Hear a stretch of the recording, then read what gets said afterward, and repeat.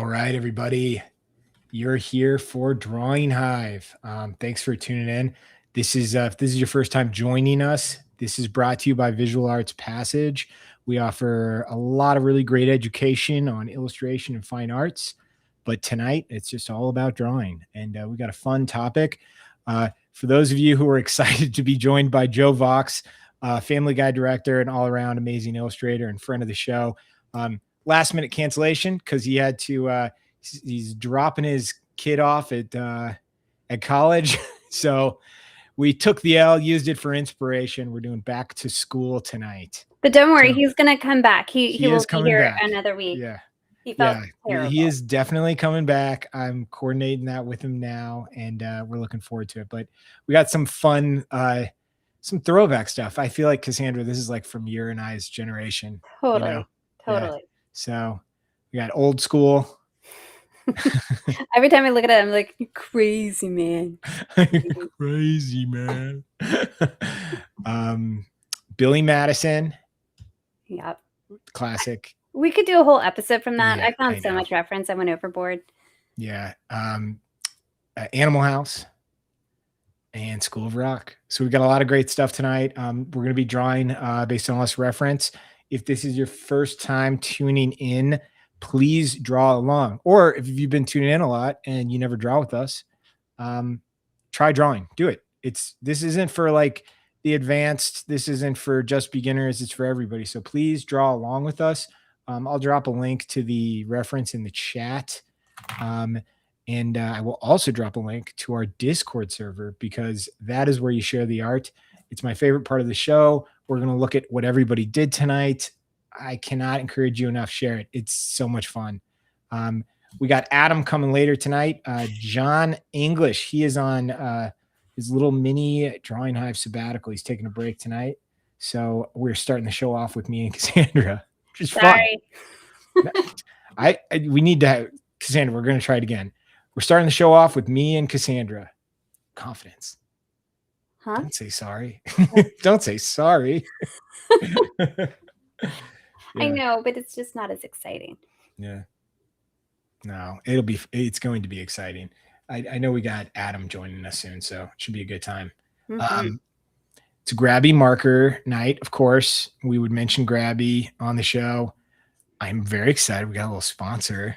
We got a little sponsor message today. We did. Yeah, so hopefully not from Grabby, but not from Grabby. Yeah, not from Grabby. Grabby's too accustomed to the free rides, but I am excited for a discount. Yeah, use Cassandra 15 for that discount. What have you been working on this week, Cassandra? Gosh, so I just had gotten back from vacation, and it is just like a full-out run. I did it to myself. I say yes to shows like a year in advance, and I'm in 4 that open next week, and one of them is a mini solo. So I've just been trying to finish I've gotten 3 of them in the mail, and I have a couple extra pieces for the mini solo that I'm working on right now to finish up and get in the mail by Monday. Wow. So is that quite a bit of juggling? Yeah.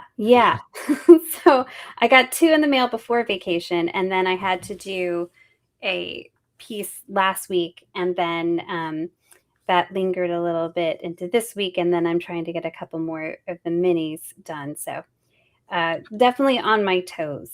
How much time, like let's say you have one painting, like kind of your average size, how much time do you need to like pack it and prepare for shipping? So it's all about the box. If I have like a great box readily available that is the right size, probably an hour. Oh, that's pretty quick. If I don't have a great box readily available, then I got to Frankenstein it. And really? So then I've got to sometimes I'll cut it completely in half and then try to fit it together, or it's like I'm slicing down the sides to make it thinner, because it's all about, you do not want your art to shift around. Like you wrap it like you're preparing for a science experiment drop. And have you ever built like a frame for inside of a package? Out of cardboard, yes. Yeah. But not wooden. Are you ever like every once in a while I'll buy something on like eBay or something from an artist and it shows up and it's just like the most hodgepodge collection of like shipping materials. Oh yeah, I do that. And yeah, and I never care. I don't care.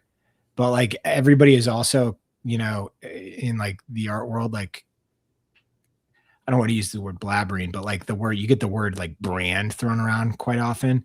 Do Mhm. you care about you're like my brand isn't my brand, your brand is your art, not like the box it comes in, right? I mean, You feel I'll that get way? contracts saying like, "Oh, we want it in a nice box, blah blah blah." And Really? there's times where I'm like, "You know what? Like I will make it as nice as I can, but I'm going to reuse because Yeah. that's my thing. I want to Yeah. be as environmentally friendly Sure. as I can." Um and so I try to reuse all of my shipping supplies. I haven't had to buy bubble wrap in years, knock on wood.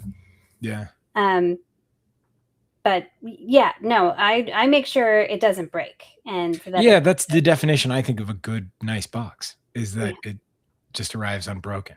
Yeah, and it's wrapped right, and so I know how to Yeah. wrap it right.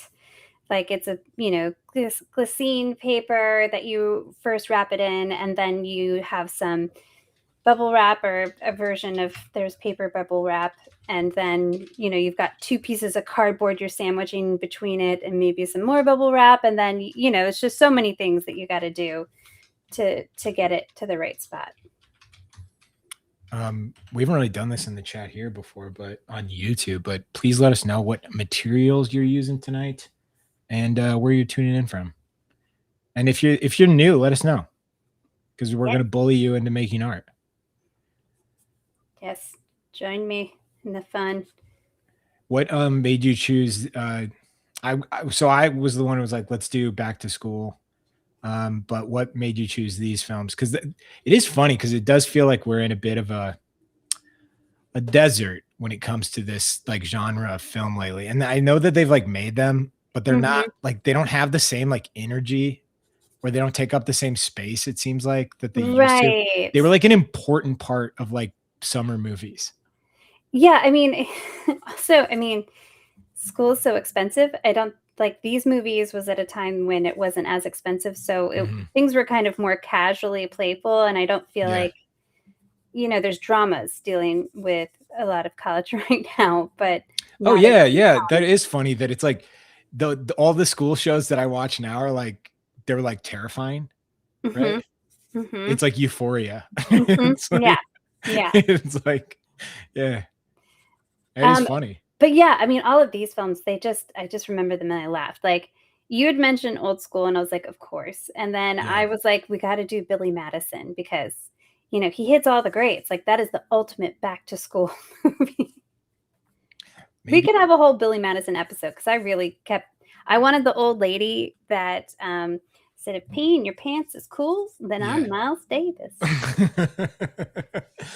What do you think is like I feel like so this isn't an original thought, but like, before like the meme internet era, like at schools in grade school, it was just like growing up, like quoting movies back and forth. And I Mhm. felt like there was definitely a window of time where like the funniest kids I knew were the ones who could just not necessarily quote, they just emulated the characters that they Oh, thought were funny the best. totally. Like they would do a full monologue from Yeah. like Or they would disguise it. They would be doing, you would know, but they'd be doing like Chris Farley, but they're not like they're doing it like they're doing like a rendition of yeah, or Chris Jim Farley. Yeah. Carrey, that was big. Yeah. Yeah. Well, I mean, gosh, Adam Sandler's first stand-up, that was, an album, that Yeah. comedy. I mean, Oh my God. I listened to that so many times. my brothers and I would, like, sing the songs back and forth to each other across the house. Like, Mhm. all of it was just intrinsically a part of our day to day. Yeah. Jimmy Fallon's first, my first and I think only album. Yeah, it was a CD. I remember it was this, I just would quote it constantly. And it was like those were when like that was a little heyday of like music comedy albums. But what do you think is like the most quoted movie of that era? Oh, of You know that what I mean? era? Like playground quote, not like, like iconic quotes, but like just where it's like it's just like all you heard through grade school or middle school. No. I'm thinking Billy Madison would be really close. Yeah. That was really big. Maybe Tommy Boy. Yeah. I was trying to think of like what came out together around the same time. Yeah. Because I feel like Borat, there was this time where like everybody partially spoke with the Borat accent. Yeah. Yeah, that's actually, but it was like one quote. It was like Very nice. It was just like, yeah, it was just like one thing over and over and over and over again. You're like, I got it. Yeah. Let's move on. Yeah. That is funny.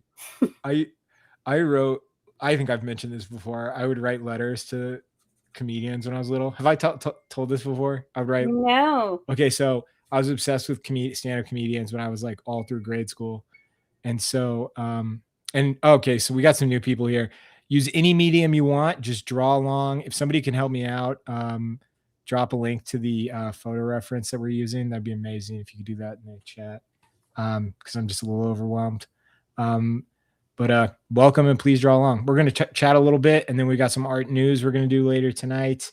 We're not going to just talk about movies, don't worry. And we got Adam here too. Yay.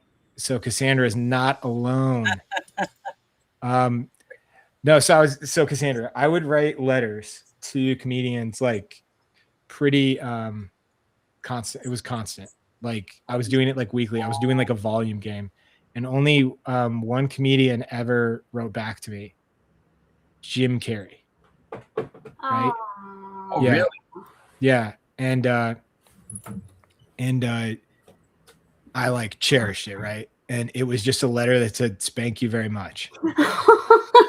Right? That is so right. Okay. So then about 3 years ago, I become really good friends with this comedian named Dayton Bissett, who's like becoming an opening act for a lot of incredible comics around the country. And and when I say doing, like, he's like doing little openings at arenas for major acts. Like, you wouldn't know his name, but he can do a crowd really well.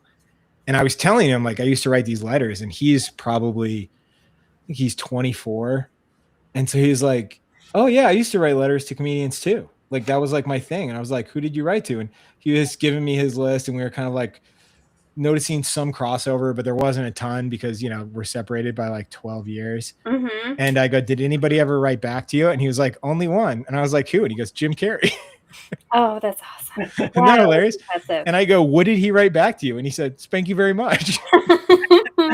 And I go, "Nice. Jim Carrey is using the same like PR, like publicist of, for the past 20 years. But you know what? He's writing back. He is writing back. Yeah. He has an automated system in place to write back. Yeah. That's like, not a comedian, but Mr. Rogers apparently wrote everybody back. Really? Yeah. Like, his letter writing is legendary. Really? Yeah. That's pretty funny. Did you guys ever write like letters to anybody when you were? That's a thing that I think like got replaced by like DMs now. Yeah. No, I remember like we had a class like assignment, and we had to find an author or a person, and we needed to write him a letter. And I'm trying to remember who I wrote, because they did write me back, and they sent a picture. Really? And I'm forgetting. You know who never wrote back was Phil Silverstein. But not that he would never write back. Publicist would send you a letter saying that he doesn't write back. That's pretty cool, though. That's a letter that would be fun to have. He wouldn't even ghost you. His people would tell you that he didn't write back to children. I like that. Because he knew there was a lot of disappointed people. Yeah. Well, I think I think he was a child. Like, as in like the reason he wrote things to children really well, but didn't necessarily like children. Yeah. But it's because he was kind of like, by all accounts, kind of like a big kind of a man child. Oh, really? Was he like? Drama? No, but like, all right. So Brad Holland was doing some illustrations for, I think it was Screwed magazine, or maybe it was Playboy, but it was Shel Silverstein was going to write poems, and Brad Holland was going to be illustrating them early in his career. But he was supposed to get the poems from Shel Silverstein, and he couldn't figure out how to even get a hold of him. And he realized the only way to get a hold of him was to call the Playboy Mansion and see if Shel was like crashing on Hugh Hefner's couch that week. What? Oh my gosh! What? I can't. I'm trying to wrap my head around the Shel Silverstein books that I were. Yeah. Now he also wrote Country West. Actually, he wrote A Boy Named Sue. Yeah, I remember. I did know that about him. And he wrote a bunch for a guy named Bobby Bear. Like A Boy Named Sue, like the song? Yeah. That's Shel Silverstein. I didn't know that. He also like co-wrote at least one or two like Gordon Lightfoot songs, and he wrote a ton of like kind of like novelty, funny country western songs. Usually, I think country is in the lead for funniest songs. Yeah, and so he did a bunch of you know what I mean? Bear, who I don't think he wrote "Drop Me, Kick Me, Jesus" through the goalposts of life, but that was one of Bobby Bear's hits. Wow. And Shel Silverstein wrote this. I won't. You should just look up Bob, like the Mermaid song that he wrote. Wow, that's pretty. That was probably a weird chapter at the grotto. When they're like, "Oh, Shel's back." Right. Yeah. What era is that? 70s. 70s. Yeah. Early. Yikes! 70s. Yikes! Gordon Lightfoot. Right. Yeah. The Playboy Mansion in the 70s. Like, ew. Stay away. Man, that's a bummer. Yeah, that is a huge disappointment. I loved his poems. I loved his books. I think we're still allowed to. I think they're actually written that you just then have to acknowledge, like, he's not pandering to children. He's just never grown up. Like, he actually, I like that you're trying to frame this as he is like the victim of the grotto. Like he doesn't. I don't think he knows how to be like. Yeah. No, I get it. Yeah. That's pretty funny. Yeah. That Shel, it is, that is I mean, at least we still have Mr. Rogers, but that does seem to be a trend with like anybody that they just, when they're so sweet on television, they tend to be like, well, like, what's the movie that does that so well? That's like, Rogers gives you a heart because he's real, and it kind of like lets you know, like, oh, I'm allowed to be real too. Like, you could actually just be nice, and your thing will be being nice, and you can make things for the kind of people you care about and actually care about them. Right. And but I think it's just more. I just see his big old bald head on the back, and he just always seemed like a hippie to me. You know. You don't want to see him in that setting. I don't picture him hanging out with icky Hugh Hefner. Yeah. I'm a fan. Hippies might have back. Yeah, that was a weird chapter. 1970, a lot of evil hippies, Cassandra. Yeah. Don't forget about the evil hippie era.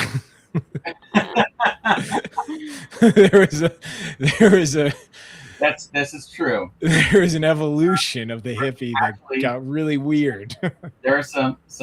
Well, his poems are weird. I just love. Oh yeah, no. I mean, of all of the ones, it's not the wild. Like, if I had to guess, you know what I mean? He's kind of like, I think of it like Cormac McCarthy, where you're kind of like, this guy shouldn't be allowed on the street.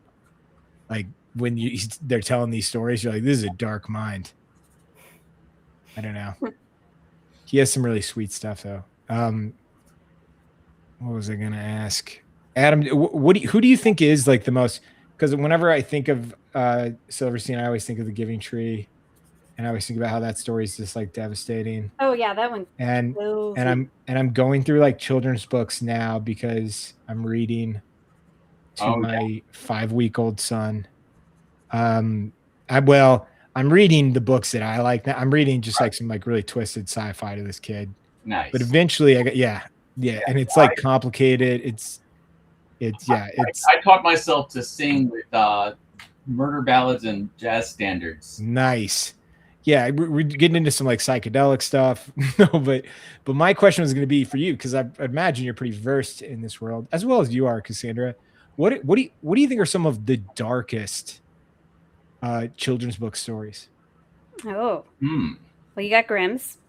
Yeah. Okay, Grimm's, yeah. You go past anywhere before 1950 and things can get pretty dark. Yeah. And Is it like, They're wait, real but is it rough. like Pixar where they're like, it's for the kids and the parents? right. Yeah. Well, I mean, I think so. My thought on that, and maybe while I'm saying this, I'll think of some. Right? Is we've kind of gotten this idea that that I don't know, somehow that children need to be protected from things that aren't real. Like witches or Yeah. monsters and yet for like hundreds of years they really could kind of take these things and tell the difference between real and fiction. And that's not to say that yes, people also didn't really get children and didn't think anything of terrifying them. But Yeah. I think you want to, we should be careful about like over sanitizing, because I still don't know any adults who as children didn't love scary stories to tell in the dark. And especially totally. even Gamel's illustrations for it, like had Oh, such an influence on how, you have to remember, like this is how these people are going to grow up and see art and what they expect from it and what brings back positive memories of them being moved by something. Mm-hmm. And and being moved is complicated, right? Funny things can move you, and scary things can move you, and sentimental things can move you. And you want to be careful about thinking that things for children shouldn't move you because they're too delicate to be moved. Because that's where, the thing about it is, like, I was having a conversation with a friend of mine once about, the death scene in The Lion King. And I said, well, part of the reason you do emotional art is it's like a training for the actual emotion, right? Like Simba's dad dies and it's very sad, but at the end of the movie, no one knew died. So, but you've dealt with shock and grief and experienced it, but you've experienced it in a safe place because it's not real. Mm-hmm. And and hopefully you were watching the movie with someone, who can explain it, like frame it, yeah, kind of help you through it, and just sort of be there and be comforting. I like that. I don't like, yeah, I feel like some of that's been like scrubbed up too much. And the other thing too is some kids actually really like being scared. Like they my Totally. niece is totally like that. My niece is like, I can like already tell she's gonna be like into like any movie that like Shudder makes, you know what I mean? Like, yeah, it's a safe place to try out feeling scared and trying to figure Yeah. that out. I totally agree. And I love to read old books to my kids. Like I think that it's important. And you can talk about if things are said in a way that isn't considered appropriate now. And I still read it. And then we talk about why we don't say it that way and why it was said that way then, Yeah. My dad did try to read, when I was a kid, my dad tried to read us Huckleberry Finn once. Oh, geez. God. And then he was like, guys, I can't do this. This is a problem for someone else to solve. I can't read this dialogue out loud. He's gonna kick the can down the road to a teacher. This is great, and I can't be these guys. Yeah, that's probably a good call. That's probably the first book you should just read in your head. Yeah. No, I had my nephew and niece over the weekend. We have an old TV at our house because we're people aren't gonna lie. It's so funny the level of like judgment I've gotten from like established parents. Me telling them like, yeah, we're doing like a note. We have a TV. We have like a modern TV in our house. You don't have judgment from me. No. But I tell them this because they'll be like, what is that? And there's just like a corner in our house that looks like it's from 1970. Yeah. And I was like, that's the TV that like my nephew and niece, like whenever little kids are over here, that's the TV they use. And they show up and they have to go pick out a VHS and they put it on. And they can play they can play N64. That's it, which that's pretty, for like a 5-year-old is a big deal. But I'm like, that's our child entertainment. And they're like, good luck they love to say good luck with that. Yeah, I know. Oh my gosh, kids love that stuff. I don't know. They love to tell me good luck with that plan. Oh yeah. Brilliant Same thing if you say that you're not going to give your child chocolate for the first year. Yeah, and they're like, but they'll be like, wait until they go to school and see another kid with an iPad. And you're like, okay, I don't know. I guess we'll cross that bridge when we Right. can. But anyway, we were watching, long story short, we were watching I had him pick out 101 Dalmatians. Mm-hmm. Mm-hmm. And my nephew is a very sensitive little boy. He's very, very sweet. And first off, you'd be shocked at how much the beginning of 101 Dalmatians is dedicated to just a man smoking a pipe. Oh, totally. It's hysterical. It's a lot. And I have to explain, like, and I'm also just kind of like, I'm not like, we don't really need to make this into a teachable moment because I don't know that it's like a big problem. It's not really, to be totally honest, like it was on its way out. The peer pressure to like smoke was like on its way out when I was in college. Like it's just, I don't think that's a bridge that he's going to have to cross really. And so like, I'm not going to make a big deal out of it. I'm just like, yeah, that's just like that's a thing from a long time ago, buddy. Right. And he's like, why is he so obsessed with it? And I was like, well, that's the thing about it, you know, like, and like, it was just such a big part of the story. And he was just like, how did it work? And I was like, you really don't need to understand that part of the story, man. It's fine. Just, you know, like, but anyway, it moves on. And he's just like, at one point he was just like, what happens to the puppies? And I was like, you'll find out. And he's like, no, I need you to tell me now. Mm-hmm. And I was like, no, that's like part of the movie. You have to, it's exciting. Trust me, like you're going to love the payoff. Right. And he was just getting to the point where he was just like, tell me if the puppies are going to be okay. And, you know, I eventually broke down and like whispered to him, like, you know, the puppies are going to be okay. But then there was a part of me that was like, I was like, it has been like decades since I saw this. I really hope all of the puppies are okay because it is like a 90s, you know, Disney movie where you're like, maybe one of the puppies isn't okay. Like, I don't, you know what I mean? You're talking about the live action one. No. Like the animated one. Oh, no, I'm talking about the animated one. I mixed it up. Yeah. When is the animated one? Isn't that like 60s? Yeah. 70s, probably. 60s, no, 70s. It's 60s. Is it? It's 60s because it was it was like, I think it was the first movie that they were doing the Xerox of the sketches. Okay. And that was like revolutionary. That sped up their process so much. You know, it's funny. Every children's movie that I watched in the 90s, I just think of it as a children's movie from the 90s. Right. Isn't that funny? You guys caught me. That's why you guys caught me. I was fibbing. I tried to play it off like I didn't think it was from the 90s, but I just wasn't thinking. Yeah, I was initially guessing that's what you meant, and then I was like, wait a minute, does he mean the Glenn Close one? That would be insane if I was talking about the Glenn Close one. She was a great DeVille, though. Yeah, she was. Yeah. Yeah. And I completely forgot that one existed. Yeah. How do you guys feel about the live action remakes of these Disney movies? Oh, I strongly dislike about 95% of them. Yeah. Okay. It feels so lazy. Hell yeah. I will say the one I loved is the Kenneth Branagh Cinderella one. Like, they made that one their own.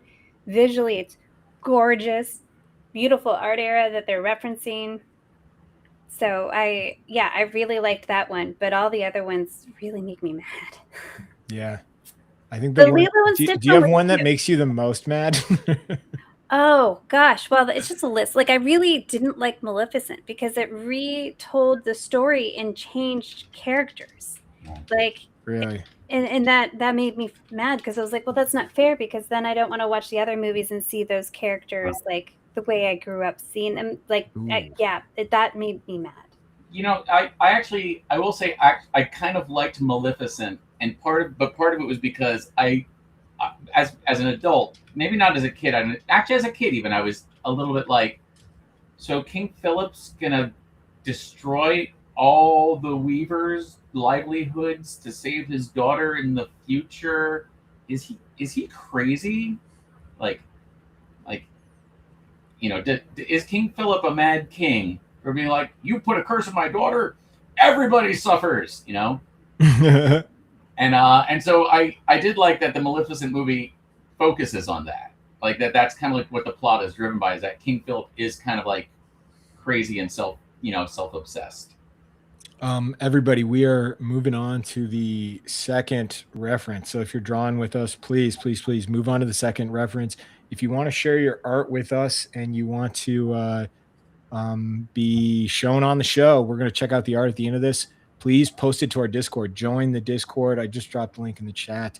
Please do it. It's really fun. And it's been fun seeing the art all week. So this is a really quiet theme song for that one. Or the sound effect.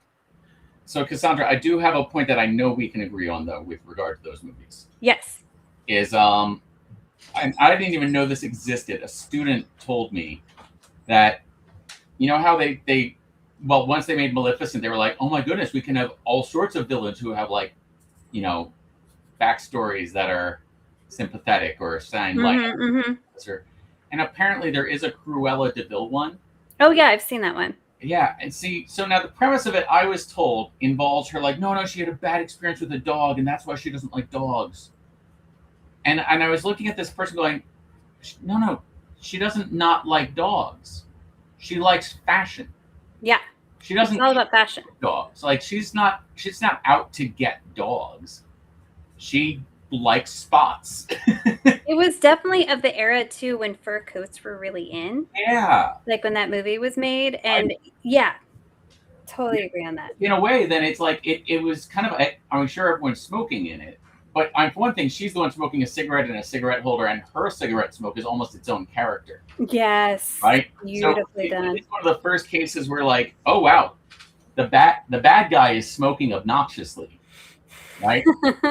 But then not only is she smoking obnoxiously, but she's into very fashionable things that are, you know, by our modern way of thinking, bad. Like, you know, things became extinct and endangered because we wanted their fur. Oh my gosh, exotic birds and Victorian era hats. You know, and so then you just move on to another species when you're running out of one, and so the notion that that's the kind of person she is in an era when that's popular and that's bad is, I don't know. I hadn't thought about that till just now, but it is a little bit ahead of its time in that regard. It is. It is quite the statement. Like she actually does make smoking look bad, which no one in that era was doing. Because people are coughing and waving her smoke away, which, you know, all the other movies, it is the most fashionable thing to do. Yeah. But then the other characters made it look delicious. Because it was a pipe. Like, or, you know, because then it was dignified. Because I mean, like, I'm not worried about my like nephew or niece or anybody like younger right now, like falling into that. No, well, you know what? But like I was looking at it and I was kind of like, Well, I think the real danger there actually is that, so my grandfather smoked a pipe, and the room didn't smell like a cigarette smoker's room. No, it smelled amazing. It's incredible. It's the best. You like, if you walked into a room right now that someone was smoking a pipe, and you'd be like, "Oh my god, what are you guys making for dinner?" Yeah, it smells like aged leather. You know, it's just You know, so that's why they're not waving his away. That makes sense. Yeah. Does the woman smoke in it? The wife? No, I don't remember her smoking. No, I don't think so. It was such a big part of the story. I mean, like, and it's one of those things. It's funny how observant. I guess if I wasn't watching it, I don't know that if I'd watched it without my nephew, I would have keyed in on that, because I watch anything with my nephew, you start to pay attention to some of that. Yeah. You analyze everything because you're just like, especially when it's older, and I've been kind of caught off guard. You know, the best example is like the Incredibles was the one that caught me the most off guard. The beginning is a person trying to hurt themselves. Oh, right. Yes. And you're like, well, God, like, why would you set this up to where I have to explain this to a 5-year-old? You know what I mean? Like, it's just like, it was like a strange, but then you start to realize, like, this movie was from so long ago, but then you're like, but kids were asking the same damn questions. Like, you know, I'll go and say the same thing. Say that, like, that's the Incredibles is as safe a place to encounter that. Oh yeah, it's a great point. I mean, yeah. You know what, Adam? The Incredibles, Adam, you know what? Like I can get caught up like critiquing something, you know? Yeah. And then you say that and I'm like, you know what? Excellent point. I maybe would have liked a heads up. Right. Right, that is fair. That is You know fair. what I mean? Right. But yeah, it is funny because I do think we've gone from media like this being like a thing that is to keep a kid busy, Uh-huh. like to where it used to be. And I'm not saying like it used to be better or anything, but there is a part where it's like, well, but like, what if it's supposed to make, yeah, what if it's supposed to help you grow? Yeah, what if it's an art form for children? I Yeah. will say They're that supposed it to is. react to the way we react to art forms, Yeah. right? Like I've read my kids a lot of books from when I was young, like tons, like Secret Garden and Anna Green Gables, and like we've been going through all of these great books, and like the parents always die, and so my kids for a while I was like, okay, we need to move to some modern books because they're just like, we're scared you're gonna die, because like it's like all the old Disney films too. It starts off with, well, their parents were dead. And then let's start the story. Like that was the big conflict that they were having to work past. Or yeah, it's because they do die, Cassandra. It's you know, I don't know how else to put it. Figuring out a good. Not all of them, like every story, and it was like, oh, for heaven's sake. Yeah, that I just have always been. I was telling somebody, I was like, yeah, no, I'm like a big like Land Before Time. Just somebody just mentioned it. That was like my favorite movie, and I'm like, yeah, it helps you prepare for your like late 30s. Oh my gosh, it's so dark. Yeah, I was just talking about that with my cousin because they loved it, and it would be on all the time. Every time I went over, and I'll be like, can we not watch Land Before Time? Oh, it's my favorite. It's so good. But I threw on Secret of NIMH. Oh my gosh. That's dead parent, and terminally sick child. Yeah. Yeah. Oh, I watched that. Double whammy. If that movie was on, the world stopped so I could watch it. And the VA, like that was my brothers and I, like we could have had a religion around that movie. Is there a sequel or is it a prequel? I was scared by it. It was just, it was an adventure. It was an amazing adventure. It was so scary, Adam, and I loved. I love being scared. I really do love being scared. But there's so many. Like we got to do the creepy kids movie one, like Watcher in the Woods. I'm still terrified. Oh, we should do a creepy kids movie. Yeah, like did you ever see A Woman in White? That was like no, you've talked about it though. Oh gosh, it's terrified. Like the kids' school is haunted with a little girl that was murdered. Oh. It's starring the little boy from Witness. Oh wow, Lucas Haas. Yeah, Lucas Haas. We didn't know the name. You just know child actor names, Adam. It's just like just play that off like it's totally normal. Yeah. Oh yeah, Lucas Haas. I was a little kid. I was too young to see Witness, but I was at my grandmother's house, and she would show us like anything. Yeah. Like that's where we saw Aliens and Trading Places. Oh really? I remember I saw The Good Son. My mom wouldn't let us watch 13 movies, and Grammy would just go right for the R rating. I saw The Good Son way too young, and now I don't. There's a part of me that, like, if a kid's too nice, I don't trust him at all. You know what I mean? Right. Yeah. I'm like, don't. Yeah. The kid's dark. You're like, I don't know. I think we should all stay in the room. Keep an eye on this one. Gosh, I haven't thought of that movie in forever. Yeah.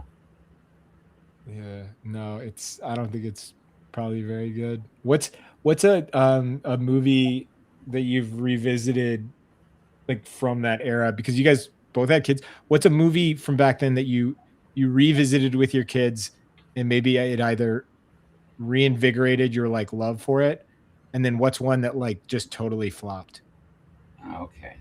Oh. Either or. One of my experiences, so how I said that my mom didn't like if she found something was rated PG-13, it was like, no, you're not watching that. And I think it's because we had very like religious relatives. So I think she was afraid that we would say something in front of them about something we had seen, and they think she was a bad mother or something like that, right? So I think she was like protective of the family reputation and didn't trust us to, you know, not snitch or something. But as a result, I had such like an attuned thing for like what you know. I'm watching a movie. Can I tell my parents I watched it? Can I watch it with them? Can I, you know, can I mention this to my aunt or uncle? Can I tell my cousins? Do it? Like, it was such a minefield of like who you could tell your experiences to, that what happens now is Denise will go like, we should watch such and such with the boys. We haven't done that. And I'll kind of be like, I think they're too young. She's like, Goonies? Goonies is great. I was like, I don't think you remember how much the kids in Goonies swear. Oh my gosh, so many times. So much. Like we saw that with my grandmother, and I was just like, we cannot tell mom and dad about this movie. Like, yeah, we have a line in our house when we show them 80s movies, be like, you can hear it, but you can't repeat it. Like, it's PG, but it's 80s PG. Yeah. And yet at the same time, what Goonies kind of did as a trend-setting thing in a way was like, that's pretty much what grade school kids talked like. But their parents didn't know it, and their teachers somehow didn't know it. And so you saw Goonies as a kid, and you're like, yeah, that's what fifth graders sound like, you know? But it was the first movie where kids did that. Where, you know, like up until Goonies, I think every child in a movie, unless they were actually a delinquent, was like, gosh darn it, golly, Dad, what should you do? And but so I think most of the time that I've watched those movies from my childhood again, the people around me are surprised, and I'm going, yeah, no, I knew the love scene from Big didn't work out. Yeah. I was wondering why that got an Academy Award, but I guess no one else was. Yeah, you know, it is funny because there was an element, because remember also there was like the hidden frames in these movies, these like children's movies, like the animation specifically. Really? That's not just hiding the frames. So I heard that actually, or who's talking about it? I was going to say, I don't know that it's true for most of them. It's not. Yeah. So it is true for Who Framed Roger Rabbit. Yeah, some of them it's true, but for the most part, it's just so. And you know what? The ones that it's true for, you can see it coming from a mile away. Like the Little Mermaid castle. Yeah, I don't know. That one seemed like just a dum-dum. Yeah, as an illustrator, I'm going to say this is what happens when something gets art directed for so long by enough people in the room that they stop really even looking at it, and the person drawing it stops really looking at it, and you're just so task-oriented that it's not till afterwards that you go, huh, why is this thing hanging up in every college guy dorm room? You know? Why do that castle look houses have this hanging up? I think though that there's something fun about, I talked about this forever ago with Audrey Benjaminson, about like there was a time when like someone told you that and then you didn't know the answer to it and you couldn't look it up. And you just got to like live with a bit of mystery, and you kind of got to believe what you wanted to believe. I think the thing that, and then you get to hear from so-and-so who heard from so-and-so that is true. Yeah. The thing that changed my mind about that one, or at least made me go, no, there's no way that was real, is one, Disney, that had to be people not paying attention, because Disney wouldn't do that.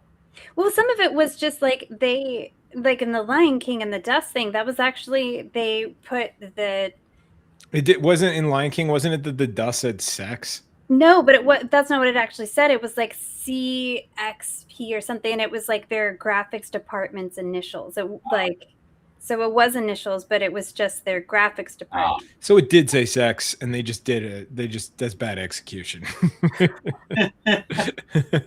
And the Little Mermaid, it was in the castle on the cover. I wasn't talking about in the movie. Oh yeah. The one for the cover and the posters. Yeah, the clamshell cover. But oh my God, All Dogs Go to Heaven, insane. Oh, that was brutal.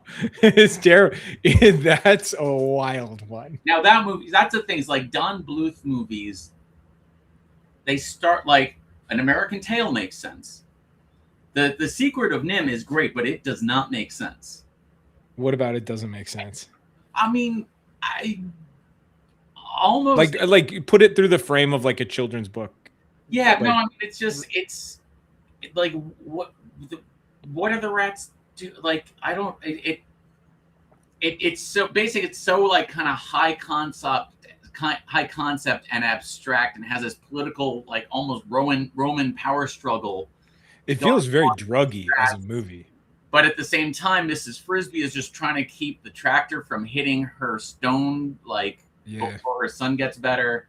And then there's the like sneaking into the house to steal something with the cat there, and there's all this stuff that's like, huh? It's a little cluttered of a story. Yeah, but then you get to All Dogs Go to Heaven. You go, this is I don't know. This is like Easy Rider for children. Oh. And then I heard like the actual story behind it. It's devastating. Let's not go there. No, we won't. But it's just like it just like compounds the seriousness of it. Like and I think that's the only one I would skip too, because like with a kid, because I'm like, we're gonna have my kid's gonna grow up with a dog, right? They're gonna have that experience. I don't know the benefit of, and I think that experience, some people will, it's the hardest thing. It's not the hardest thing, but it's a very hard thing to go through. And it's like when you lose a dog, but it is like, I think a really, like you were saying, Adam, like it's like a really important, like it's an experience that you have. And like, if it's done in like a safe space and it's, you like grow from it. Also, guess what? We're all here for a limited amount of time. It's a healthy reminder, I think, of that. About that one too, though, is it comes on when I was a kid, like there were so many like chapter books for children. Yeah. That they get you that even if especially if it's about a dog, they almost always killed the dog at the end. Yeah. And think of like 60s Disney type movies like Sounder and Old Chef and again killing the dog. So Adam, I grew up with like country people who, like, if a dog coughed around them, they were like, maybe you need to put that thing down. All right. You were just like, guys. Oh my gosh. I'm not saying I like it, Cassandra. No, I know, but we're just going down a road.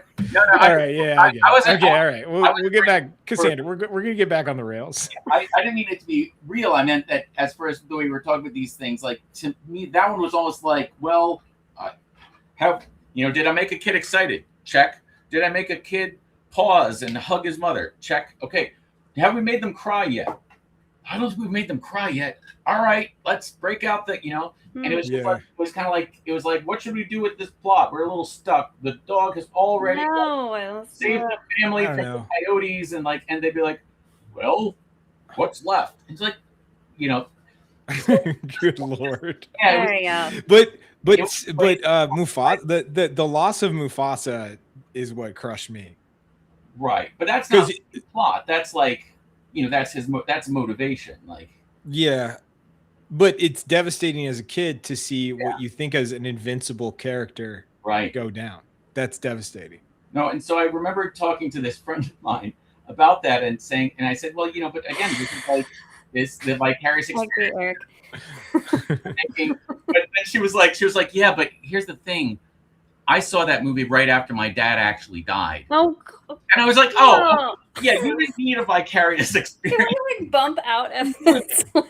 The Lion King is a good idea. That's, right. I mean, I always thought about that in the 90s. Movie that held up, that I had good memories of, my husband had good memories of, and we weren't sure how my kids were going to react, and that was Swiss Family Robinson. That was a hit.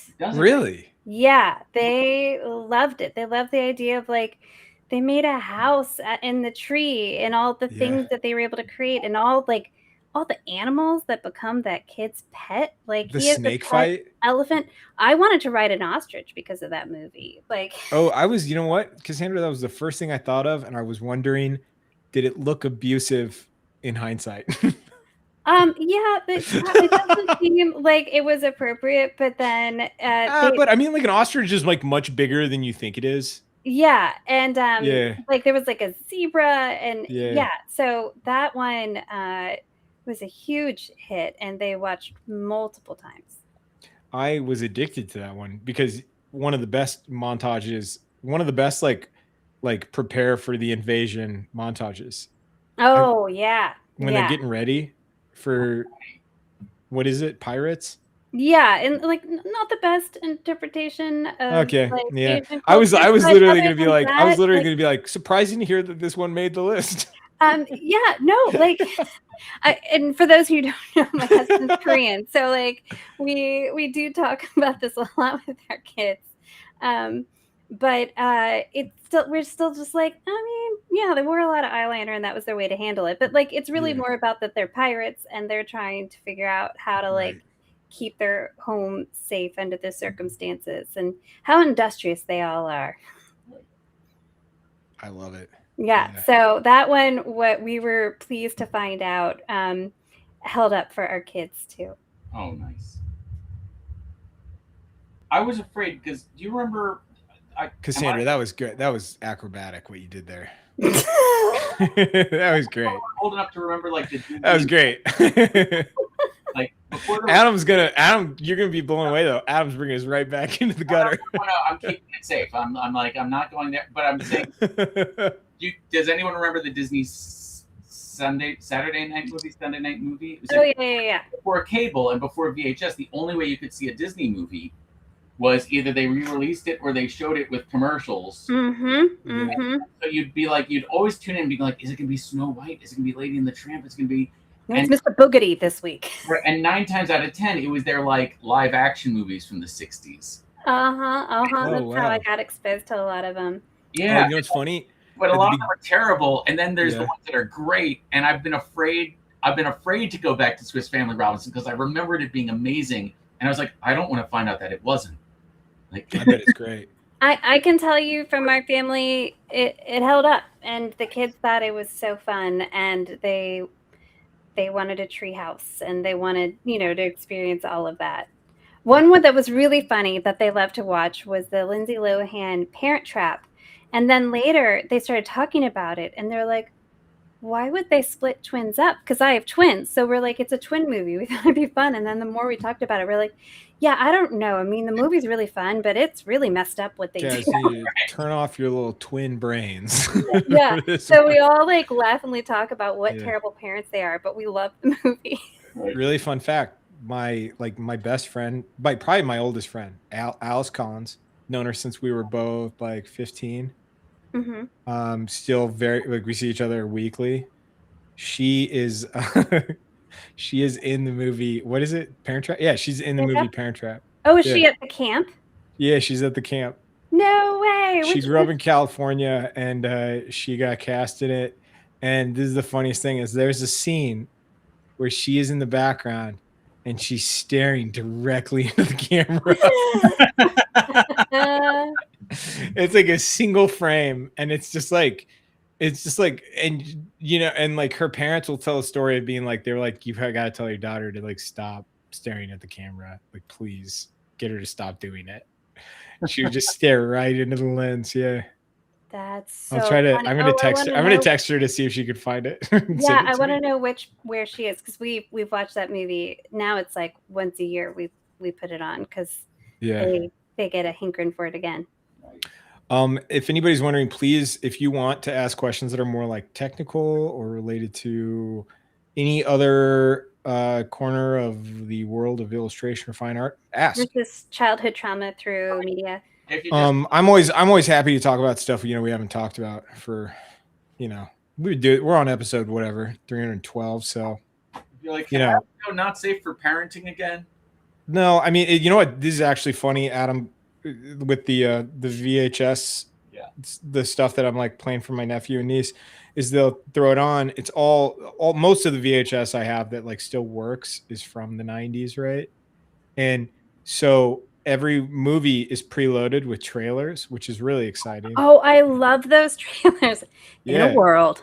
And then when it got new, when they got into like early, like later 90s, they started to add like more like commercials for children, Yeah. which my niece and nephew are not used to seeing commercials targeting them. Right. Like they never see that.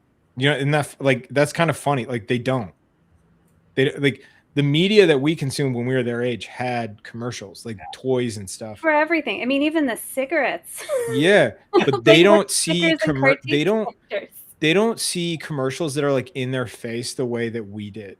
Like I think theirs are much more subconscious and much more like placed in front of them, but like subtle. Well, now you can go to YouTube and watch kids play with toys, and then and they're not allowed to like do any of that. You know, no, like, I don't let my kids watch that. Yeah, we don't do any of that, but so like these kids don't know ads at all, and so they're seeing ads for like the 90s to like go to Disney World, and they're like, please take us to Disney World, like at this corner of the park that like no longer exists. or like they're asking for like toys that like have like not existed for like 25 years. I can even hear the commercial, like When You Wish Upon a Star. Like I felt like every one of those was started out with that song. Oh gosh. Yeah.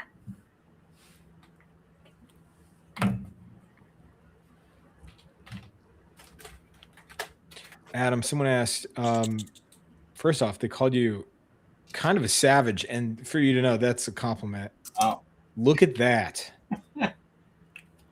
Is there a specific structure in your mind to work that fast and accurate? You know, one of the things I'll do when working from working from a model or from reference is I look for something I can trust. Like on Will Ferrell, there's like a vertical of his neck coming up into his jawbone. And if I find that and state that, now all the angles that come off of it, I can measure against it. And then the distances I can measure against it. And so there's like an order it falls into if you could find like a vertical or a horizontal that things line up on.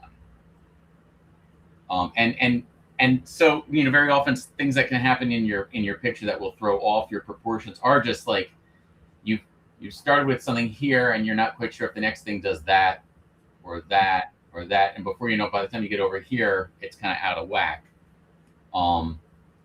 And I find that finding a trustworthy shape to sort of anchor things with. And like I said, I like finding a vertical, and then look for what the intersections around that are, and then how they scale to everything around it. Nice. Also, I'm a savage. Fierce. I'm like Swiss Family Robinson. Jesus. In the studio, man. Very industrious. Family Robinson in the studio. Yeah. I'm like Scandinavian Family Robinson. It's the same as the Swiss one, only we don't show emotion. I never thought about that. They're all supposed to be Swiss people? Is that the thing? Okay. It's a Swiss family. I thought their names were just the Swiss family. No. They're Swiss people. Yes. Wow. And they're basically Robinson Crusoe, but as a family, right? Mm-hmm. Well, and there's supposed to be missionaries going to New Guinea, I think. And so, like, they're already supposed to be able to build stuff well. Because they're going to go somewhere and build a place to live. So that, you know, wow. They are arriving, or like they're... What year is it supposed to be? Oh, it's supposed to be in the 1800s. So they're just crazy people. That's an insane time. At the very least, they're John Smith and not that first wave of people that got sent to Virginia. Okay. Oh gosh, the Lost Colony, you mean? Right, because like John, if you look at John Smith's biography, it was like by the time he was like a teenager, he'd been like kidnapped by sailors and escaped from them, and been conscripted into a foreign war of a country he was passing through, and like, his biography is like actually Indiana Jones in an era where, you know, you could get to the sniffles and die. Well, that's like reading. I mean, I loved the Horatio Hornblower series. It's like reading that, where it's like, oh my gosh, that's brutal. He's like starting out, and he's like 12 on a boat. Right. And he's so like John Smith is like, you know, everyone else were like, we're merchants and we're gonna get rich over here. And, you know, I don't know how to garden. And so, you know, John Smith comes over in like the second wave to like save them. And because he's the only person who knows how to do anything, and he's the only like, you know, born survivor. Guys, I'm collating art news. And so if you guys just chat for a little bit, I'll be ready in a little bit. Sounds good. So, Adam, are you working on a new book now?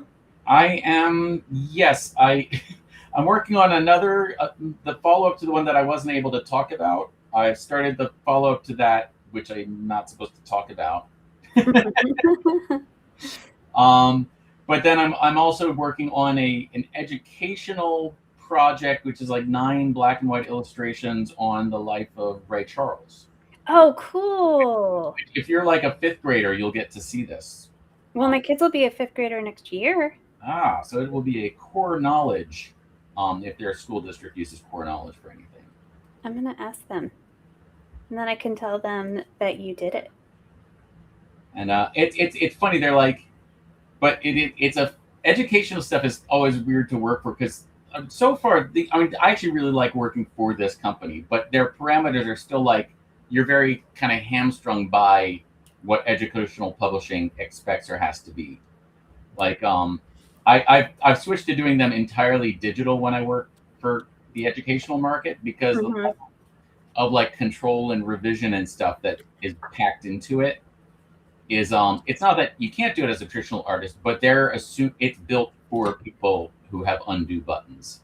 And like, yeah. It's built for, well, clip this and move it to the left a little bit. You know, but also I don't know. They're very specific with what they want pictures of. And these people are actually very good. Usually you look at all and go, oh, I could fit that in a picture. But they also want you to compose it in a way that they can crop into it and not lose any of the plot. Okay. So it's sort of like things that you would do to build tension and make a good picture are also things that are like, oh, except don't do that on this. Could you put it all right in the middle in case we decide to make it vertical instead of horizontal? That makes sense, because they're probably always having to adapt and adjust and shift. So to have something that is just flexible to whatever needs. Yeah. But it's I've got a bunch of like kind of period reference, and then I get to, there's little cool things that I don't know. I have to check the dates of the illustrations again, because I have to find out exact like what year Ray Charles stops playing like a traditional piano on stage and switches to an electric Wurlitzer piano. And it's just for fun, because over to my left is the model of Wurlitzer electric piano he played. Which was mine was my grandfather's. Oh, that's cool. So you actually have one that you can I actually have that 1960s, early 60s model. It's the same model that Tori Amos would play.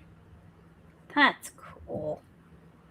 I like that you know that too. I did not know what model she used. It's like if you have one, then you recognize it. You're like, that makes sense. Painted like bright red, but you look at the lines and you go like, hey, wait a second, I know you. You're my buddy from the corner. Sorry. Yes, somebody's asking if we're supposed to sketch 3 reference. Yeah. Adam and I, we are not good at following the times, but yeah, it's typically 20 minutes, 40 minutes. And Timmy normally tells you when those times are up and we're the worst. So if you're not on you should be on the second one, finishing up, about to move on to the third. Yeah, I sometimes what I'll try to do is I'll actually start off trying to be with Cassandra and be like, I'm going to work on this the whole time. And then I make just good enough time on it that now I can't just I'll try to dawdle and stretch it out, and I have to start a second one. And or you get, like I used to do. I will say, when I started doing this 6 or 7 years ago, I was doing every single one. mm-hmm.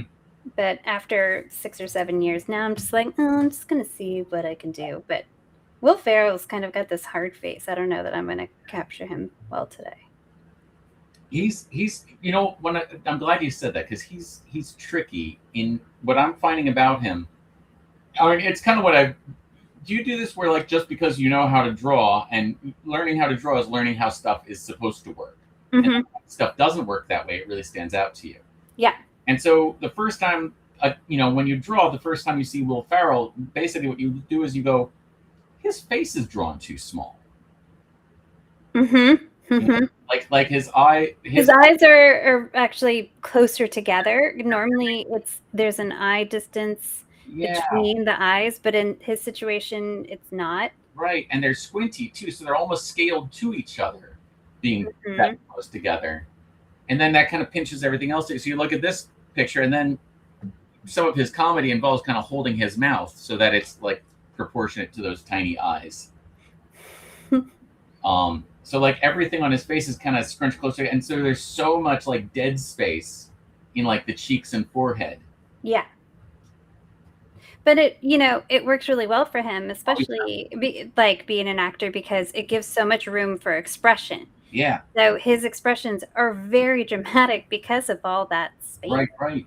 And there's assumptions I have a book a friend gave me once that I can't remember much of anything about, except that it was called The Wisdom of the Face. And it's like a philosophical look, like cultural look at, human facial topology and proportions, and sort of like what different civilizations felt it said about your personality.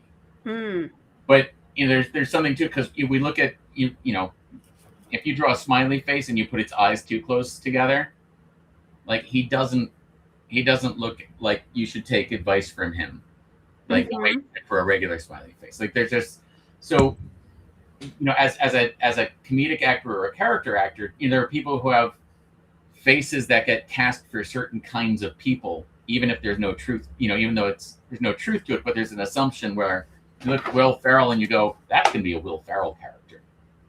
Right. Or if the eyes are too close together, it can almost look predatory, because if you think of, big cats, their eyes are closer together. Farther apart, those are often herbivores as animals go. So you think of them as more docile. So there's things that you judge with looking at faces just based on picture. Right. And you sort of like, you look at a dog that's got big eyes that are far apart, and you can't help but be like, oh. And you look at a dog who's got narrow eyes that are really close together, and you think, I shouldn't go on that yard without permission. Yes.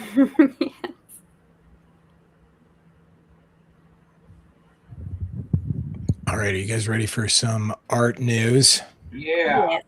All right, let's go.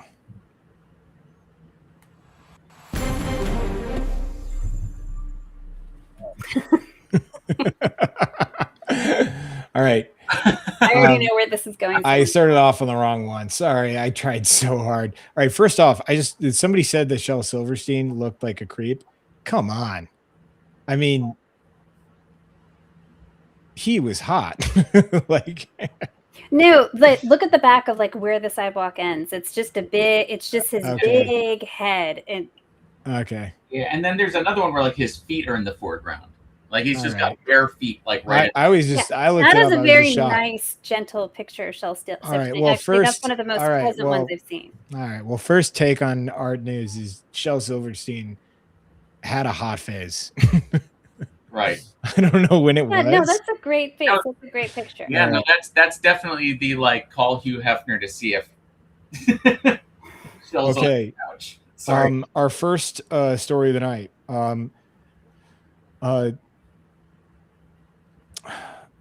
Sorry. Oh no. I lost my story references. 1 second here. I'm freaking out. Oh, this is a good one. Is it a good one? It is a good one. Okay. All right, cool. I'm sorry. I mixed up all my stories right now. They disappeared. It's Everything is happening the way it's supposed to happen on the show. We are drawing comedies tonight, you know. Yeah. Okay. Restorers put a guy back into a 17th century painting and they made it a little bit rowdier. Right. Pieter de Hooches. How do you, Adam, help me out. Hoog. Okay. Yeah, that's it's Dutch, so nothing is pronounced the way it's spelled. Okay, nice. De Hoog. Yeah, it's not pronounced Peter Hooch. Right. He's actually the guy that a bunch of Vermeer, like before anyone had agreed that Vermeer existed, this is who they thought did a bunch of most of Vermeer's.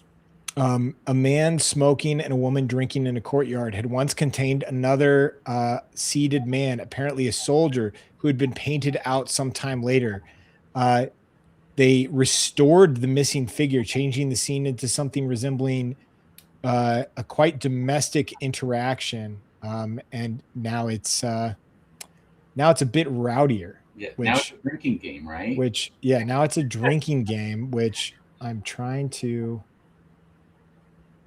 Everybody, this is our first art news on the new platform, so we're getting used to it. We're getting the hang of it. And if you're not here for us at our worst, well, you don't get to be here for our best. Right. If you're not here for our worst, you lucked out. Yeah. Yeah. Because it's the best, honestly. All right, everybody, can you see it now or no? What's going on? I can see it. It's just a little... Okay, no. So, all right. So now they've, as you can tell, they have added the man.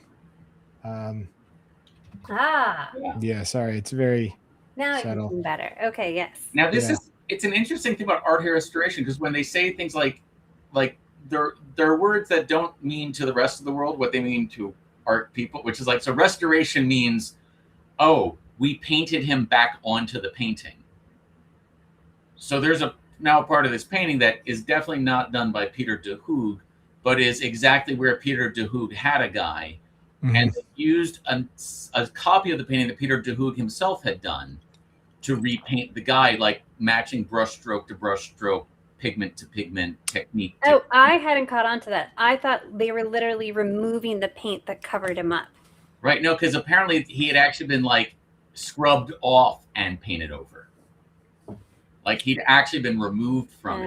Yeah, they said that it was basically they tried to like little Photoshop to make it more respectable, because the painting depicts a drinking game and implies kind of a salacious nature, which I didn't pick up on that at all. There's a child right there. Right. It looks like a rather pleasant happy hour. Everyone's wearing an insane amount of clothing.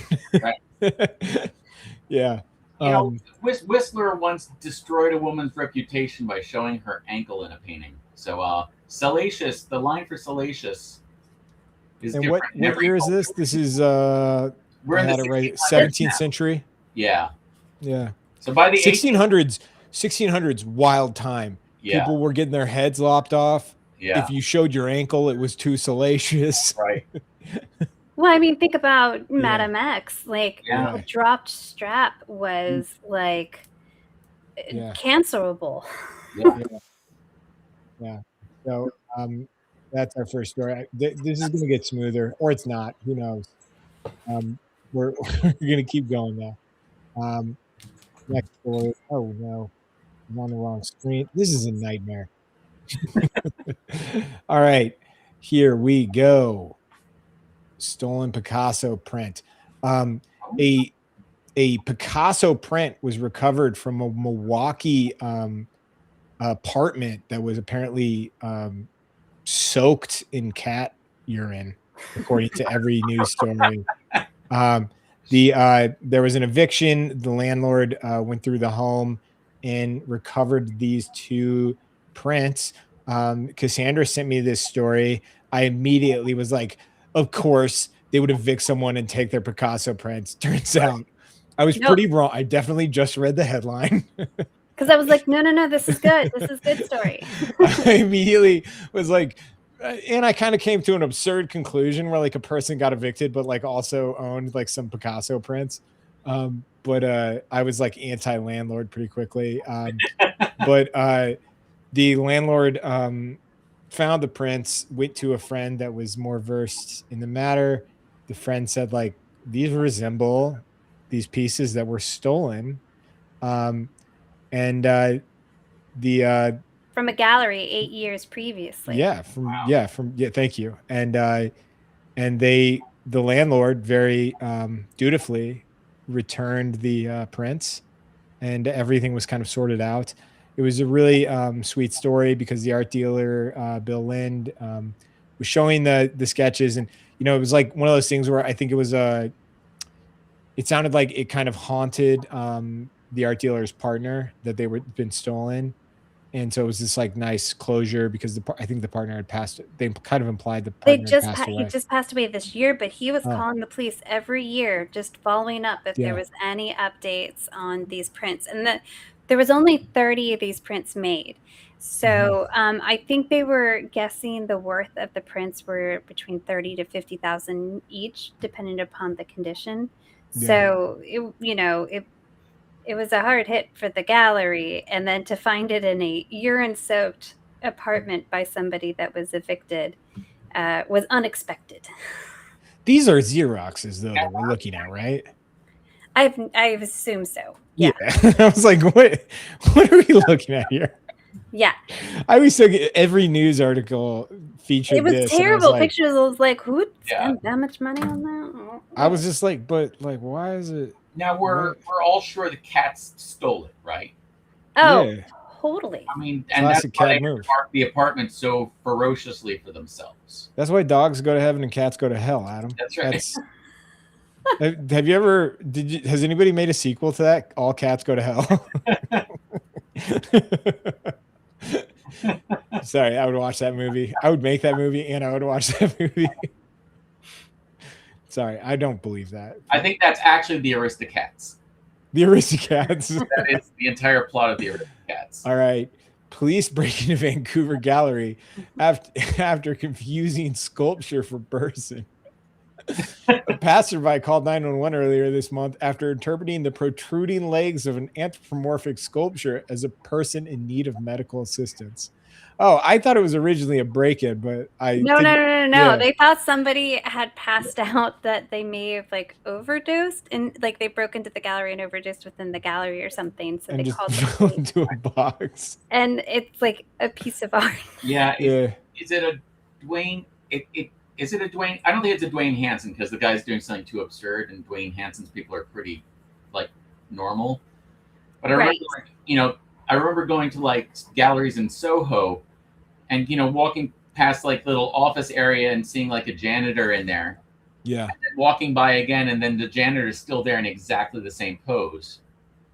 And then staring at him, and he doesn't stare back, and going like, oh, this gallery represents Dwayne Hansen. There's a Dwayne Hansen in there. So this work is by Alyssa Pierre, and it's called Untitled, in parentheses, The Perpetrator.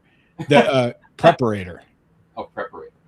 Who's preparator? Perpetrator is funny. Right. I don't know what. Maybe I'm a dummy. I don't know what preparator means. I guess he's preparing the box in the most awkward way possible. Oh, perpetrator is funny though, because I was like, oh yeah, of course the cops. He was like, and then the cops are called. Yeah, that feels. Anyway, yeah, we got a perp here. We got a prep here. Hey, we got a prep here. It's important to choose a word that's tangential to a real word. But yeah. I will say, if I saw that through a window and they weren't moving, I could understand why the police would be called. Yeah. Yeah, it checks out. If I was the artist, I might even call the police on the work of art just to see if I could increase my street value as an artist. Oh, yeah, there you go. I don't think that would ever dawn on me, but it would be smart, which is why it would never dawn on me. Life goals.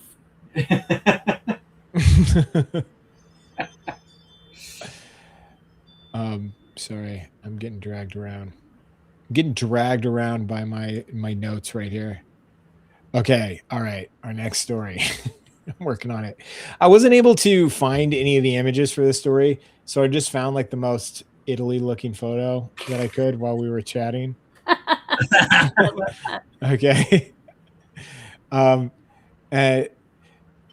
Sicilian thieves stole up to $93 million worth of Renaissance paintings in Sicily, and they were caught like running away from the crime scene, and apparently they were like dropping them as they were trying to get away. Oh my gosh. It was a It was a major holiday celebration in Messina. The thieves entered the Mummy Museum, and they it sounds like it was like a smash and grab situation, which we all know the Sicilians love to do, including panels from the 1473 Gregorio Polyptych. Estimates put the stolen art as high as 80 million euro. All 5 of the panels from that collection were stolen, but 2 were abandoned during the escape. They have no idea. They have no leads. Ugh. Can you imagine? Yeah. What is it? Did they discover the security was like that at the Louvre when the museum is open? I mean, No it happened in Sicily. Like I say this as a guy who just got his Italian citizenship. Like, it's not the Louvre. Like, and even the Louvre was discovered to have not great security. So that's right. I would imagine that it was definitely like probably an honor system, you know? That's a bummer. Well, I think though that there's I don't know. It's like one of those social things where you're like, and by the way, everybody, you should be moving on to your third and final image by now. If you haven't, please do it. Start posting your work to Discord. Do not wait. We're going there at the end of the episode. I really want to see the art. I don't know. I think there's such like a social, like the implications of getting caught and like the or just like it's something special to be preserved and sure, but like I'm just talking like from like a why people don't steal stuff from museums all the time. And I think it's because even though you could probably get away with it, the implications are like, it's like a quick way to ruin your life, but you could probably get away with it.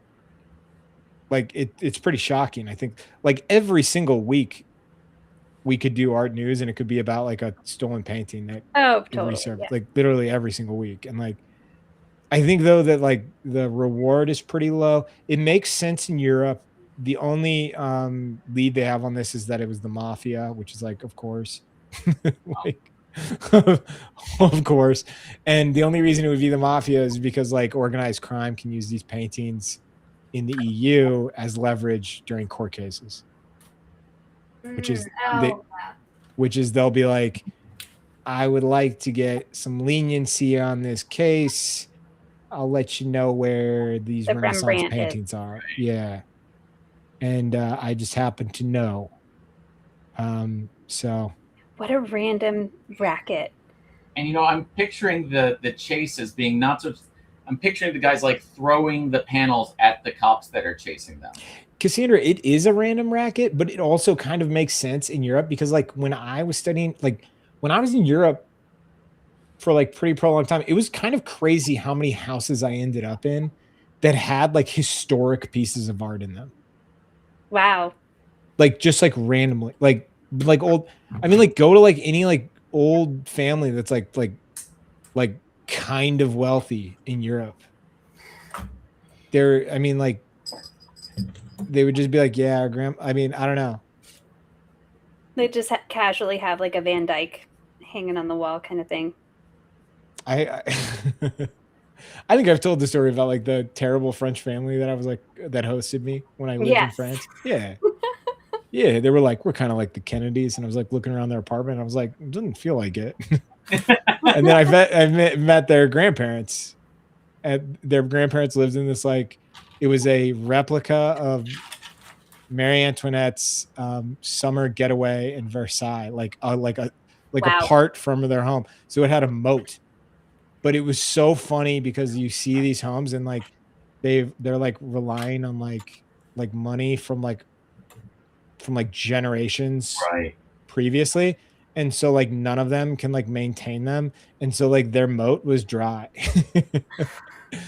Just hilarious, like and like you're walking in and you're like, I know this drawbridge doesn't work. My grandpa used to know how to get peaches from the tropics in the 1600s. Yeah, but I mean like but so the reason I bring it up is because like they these paintings, they had a bunch of paintings in the place I visited when they had me go there, and they this is in 2009. They confiscated all phones when you went in their home. Wow. 2009. That was like early phone cameras. Yeah. And they were like, no phones. You can't take photos of the art in our house. Why? Just so it wouldn't get out that it Yeah, was because there? it was that, and I think it was stolen. Oh. Oh. That was my guess. My guess was that it was stolen artwork, or that it was artwork that would like, I don't know. I mean, like there was a lot of things. I think that there was a big pressure for like returning artwork stolen during World War II. So these people, I'm not a big fan of them. I did not enjoy their company.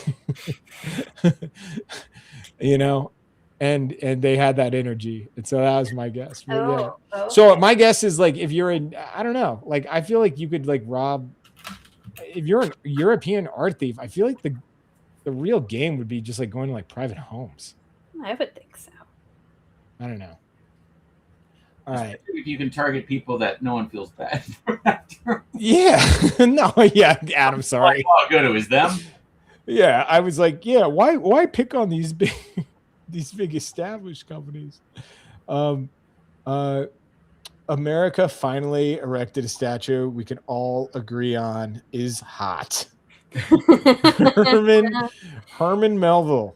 Yes. In New Bedford, Massachusetts, they unveiled a 7.5 foot tall bronze Herman Melville sculpture by Stephanie Rocknick. There was a basically they just revealed it, and there was a gasp across the room because they felt like it was kind of a thirst trap statue. You know what? Anybody named Herman that gets to be displayed as a thirst trap, like especially, all we think of is Moby Dick. I think it's great to like let Herman Melville be hot. Way to go. I think he's hot. I don't think he's like that hot. I was surprised that it like made headlines that he was hot. He's like that guy that you're more like going, wow, I didn't realize he was that photogenic. Yeah. Yeah. He's okay, but man, he takes a good picture. That kind of. Yeah, but isn't that like everybody's dream? Like even if you weren't known that way, that at least you get immortalized. Right. With a fantastic statue. Right. At least they made me look like my writing. Yeah. Versus like we got some statues here where like it was not done right. They didn't think about perspective, and it went over poorly, especially when it's lit at night. Yeah. No, and there's one in particular down there that I'm thinking of that was like, oh, greatest person to make a statue of, how can we kill it in committee? Yeah. Like, I mean, I can the Arthur Ashe statue. That's the one. Beautiful man. Yeah. Like just kindness and teaching children and bringing tennis to all. Yeah. And the statue is lit from underneath, and he's got glasses on, so when it's lit at night, it looks like he has angry eyes. And he's got the racket above his head, and the kids' hands are up, and it's supposed to be like in celebration, like yay, but instead with the angry eyes and the hands up, it looks like the kids are like, don't hit me. Like it was just not done right. Especially like, come on, Arthur Ashe, awesome guy, please. Right. I'm a big fan of a. What's up with the what's it? Are you guys familiar with Blucifer? Blucifer, no. Okay, I'll share it. It's the Denver. The horse. Yeah. Yes, there's so much like lore behind that statue. Yeah, let me show it. It's insane. I wish. I feel like our city is going, like Kansas City is going through like an era of like pouring money into stuff to try to be more memorable. Do they need a Blucifer? I don't think we're doing it well at all. I think we're doing like some Ted Lasso junk. This is the kind of stuff we need to be doing. Right. Yeah. This is heavy metal. Yeah, that's pretty rock and roll. Yeah, and like how many people have been killed by it on accident? I know at least one. Yeah, which is too many. Yes. Right. But I'm gonna look it up because I do think it's more than. Next time I apply to like an open call for like a piece of public art, I'm going to mention that I don't have a body count. Okay, it's one person. I was about to be like, no, I'm pretty sure it was two people. Well, I knew of one, and I was trying to remember if there was more. But yeah, the whole Denver airport has crazy stories about it. Yeah, and I'm not trying to make light of that. It was actually just to give everybody the full story, the man who created it. Yeah. Yeah. Luis Jimenez. Yeah. But awesome sculpture. Oh, yeah. I mean, seeing it from a distance, so cool. Yeah. I mean, yeah, rock and roll all the way, but oh my gosh. Yeah. Yeah. I mean, I don't know. It's like when like the climbers get hurt. You're like, they died doing what they loved. I genuinely mean that. Don't laugh. That just felt like such a dad comment. I'm just trying to like explain where I'm coming from.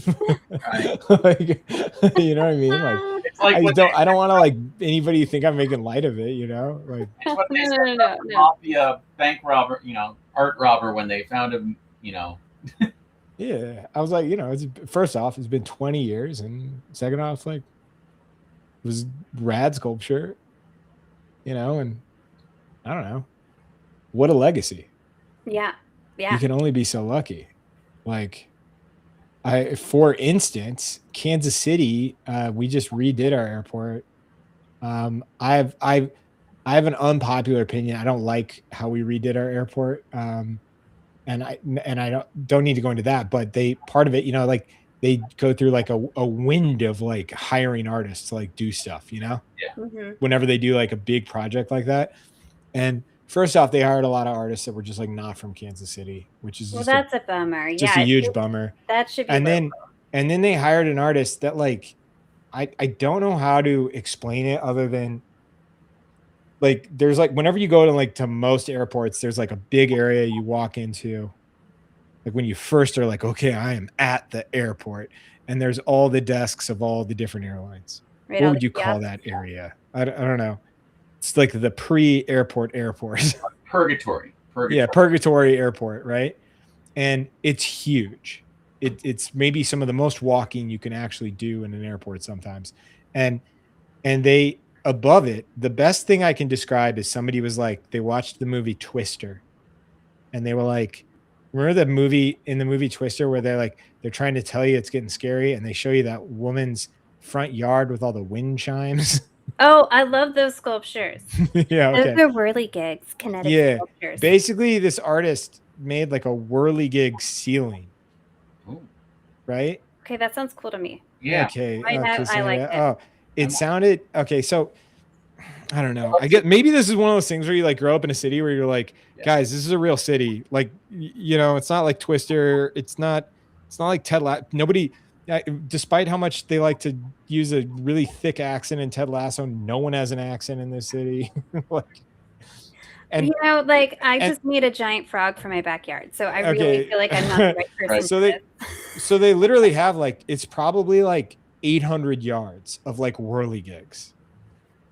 Like it feels like a mile of like whirligig wind spinning things in an enclosed space. They're not bright. They don't spin or anything because there's no wind. There's no whirling. Well, that's a bummer. It needs the wind. It needs to whirl. Yeah. And Cassandra, windows just have to go. They paid this artist like, I don't know. This is where it gets into like fake news because I don't know the actual answer. They paid this artist, I'm just going to say it for the sake of the story, $1 million. $1 million. They paid them $1 million. No, I honestly think they might have paid them $1 million, but I'm not totally sure. They paid them a lot of money. It was up for like 2 years. It was up for like 2 years. They realized it was way too hard to clean, and one of them fell, and they were like, we have to remove it. Oh. Yeah. So well, that's why I salute. That is why I salute Lucifer so hard. What? And the eyes light up on Lucifer. It is just fun. It's so simple. It's so simple. It's so. But nice. It is a well-executed horse. I do want to point out, like, horse anatomy is extremely difficult, and to do it that well, that big, kudos. Oh, for the person asking, the horse fell on the artist, and that's how they did it. Oh wow! Oh, I didn't see that. I was gonna say, yeah, you can post anything. Just post all the art you want in Discord. Or just somebody asked, like, how does that? I thought you were gonna answer that question. You're like, the horse fell on him.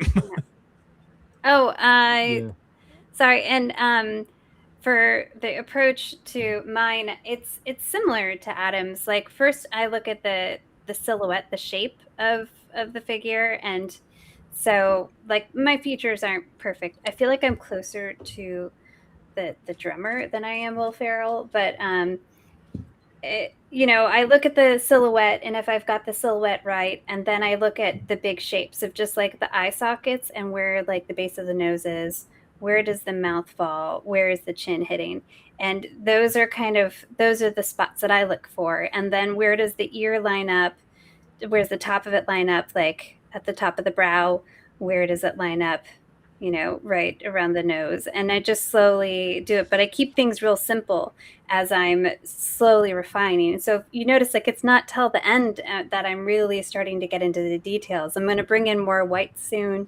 I'm going to highlight things, but I'm always just checking and seeing if I have things right before I move forward.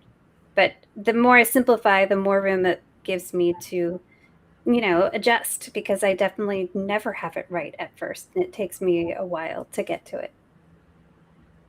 So, I can never be one of those people that refine an eye and then move out. I have to work at everything at the same level at the same time.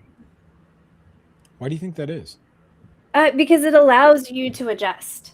There's exceptions to every rule, and there are artists that can start with the eye and work the way out, but I am not that good, and I don't work that way. I need to give myself the room to mess up and fix and adjust and move. And like, I noticed that I made his face a little too wide, and so, well, I've got room to fix that, and I can bring it in a little bit more. And like, all of that helps me get this to a place where it starts to look like what I hope it's going to look like. So I hope that answers the question okay. I think you got it. I think there's something funny about it in like artistic processes, or the kind of art that people make, that might look like one thing and mean another. Like, and what I mean is, like, so I had a professor once who was a photorealistic landscape painter, and people who look at photorealistic landscapes, one of the things they almost always say is like, oh my goodness, that guy must be intense. Like, what's he like to be? And the ones I've met were all like, well, how you doing? All right. Like, I heard an interview with Ralph Goings once, who was this, very famous photorealistic still life and landscape painter. And he was just like the mellowest guy. Like, just he sounded so easygoing. And then you go like, oh, well, because you got to sit with these things for a while, and really, like, kind of, it is got to be meditative if you start to paint all the leaves in the reflection of the tree on the sugar shaker in the diner. Like, so I was thinking with what you were saying about, working the whole thing at once versus going in on a detail, and the going in on a detail to an observer, this is what made me think about it. It's like, it probably seems almost like a flex. Mm-hmm. Right? Like, oh yeah, I'm going to go right in here and I'm going to detail the, render this all out, and then I'm going to work my way out.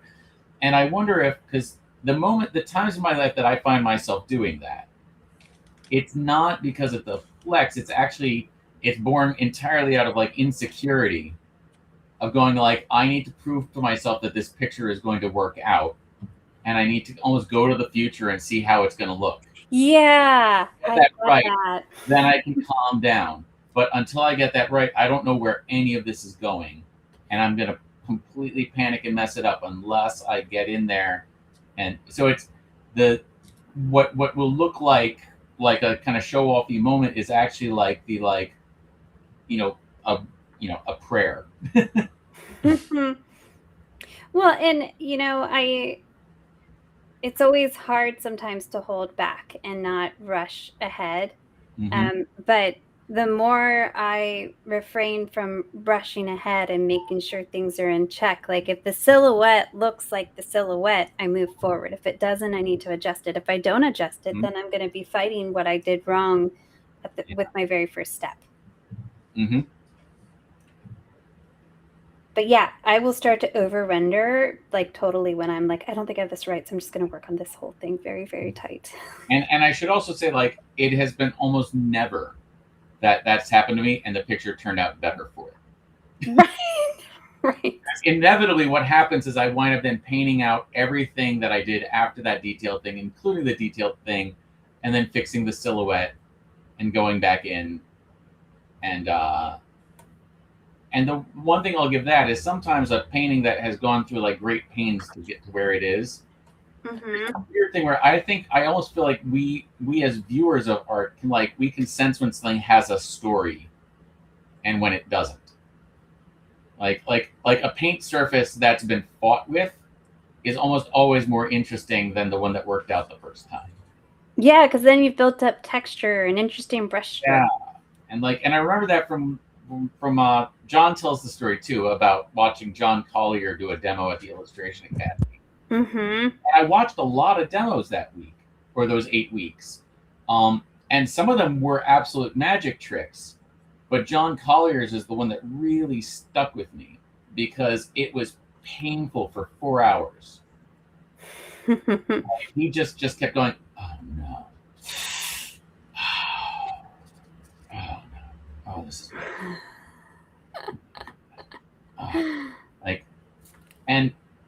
and we were all holding our breath and kind of feeling terrible that we were there over his shoulder watching this thing not work out. And in the last 15 minutes of those 4 hours, he was just kind of nudging edges around and touching up colors, and like all the things inside the silhouette of it are just moving a little left and a little right and a little up and a little down. And it eventually became this really beautiful, mixed media piece. Mm-hmm. That you realize, and then I was like, oh, so much of what I loved about John Collier and would have wanted to emulate is something you can't emulate because it's just what happens when things are hard. Yes. And you just labor at them until they're right. Yes. I went to a Fairfield Porter show here in New York. He's and if you don't know who that is, guys, it's okay. Almost no one does. But he's got people who know him, we're sort of a cult. So he was the landscape painter who made painting make sense to me. I looked at it and was like, oh, shapes, light and dark. Oh, and then what happened, I found is if you look at a Fairfield Porter, it can do this thing where then everywhere you look in the world, if the sun is shining, you just see a Fairfield Porter everywhere. Mm-hmm. But he's academically, he wasn't he wasn't an amazing draftsman. He didn't produce any magic tricks. Everything he did was I'm gonna paint this until I can walk away from it with a clear conscience. And they all just look like they were hard. And not because they're Dutch still life, not that kind of they look hard. They look like they were hard for him. Yeah. You can there is something about sometimes the struggle is what makes it super interesting. Yeah. So you can see stray brush strokes and the the thinness and thickness of the paint and the hesitancy in some places and the little splashes off the brush in other places. And almost nothing is ever, I pulled this off in an hour and doesn't look great. It's all I worked on this until my eyes bled. Until I could walk away from it, or until my kids were like, I'm not sitting for you again, Dad. Yes.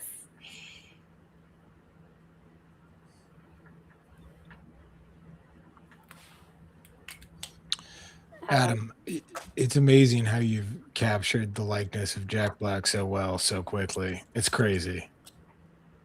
I'm gonna, if that's true, I'm going to completely credit Drawing Hive for it. What do you mean? Oh, because I'm not a portrait artist. And it's really, portraiture has always been really hard for me and very hit or miss. Really? My joke through the first couple of years of doing Drawing Hive has been that I'm the portrait artist to the stunt doubles to the stars. Oh yeah, I feel like that all the time. Yeah.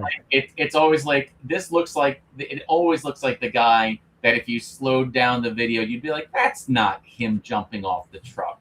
But it looks enough like him that for the fast truck jumping scene a mile away. Yeah, if we had some motion blur. So honestly, it's like doing this over and over again with Cassandra and Dale and Yeah. John. It's like I've actually gotten better at it, which is nice. Oh yeah. Oh yeah. I can attest to you show up every week and you do this, you get better. I am so much faster and more confident in just sketching because of doing this. You just have to let go. Yeah, I actually did like 2 corporate portraits in the last year. Like, which Really? I never would have put my name in the running for. They were of the same guy. And actually his wife liked the first portrait so much she had the company that he founded commissioned the next portrait of him.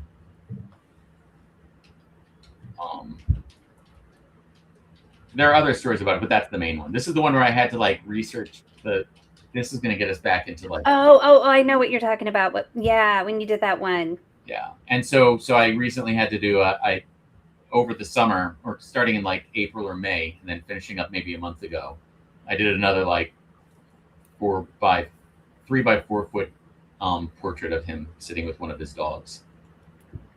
But I would not have signed on for that if I hadn't been doing a couple of years of drawing Hive. Really? That's awesome. Man. Yeah, I've always it's funny, like usually, and when I've gotten like nonfiction books that involve portraiture, the gist of it actually was that they wanted me because I could sort of take someone living and make sort of a character out of them. Yeah. That and so I always looked at my drawings as being like the biopic likeness. Right? Like, is it Vincent van Gogh? Well, no, but young Vincent van Gogh-ish. Good, yeah. It looks like a guy playing Vincent van Gogh. It looks like what you would have painted the guy playing Vincent van Gogh looking like. It's that kind of thing. So it's William Dafoe. Willem Dafoe, right? Exactly. So that's what would have happened with like they'd like, well, you paint us, yeah. Your Willem Dafoe Van Gogh, yeah. and I'll do it, and it would have been like a very convincing stunt double of Willem Dafoe.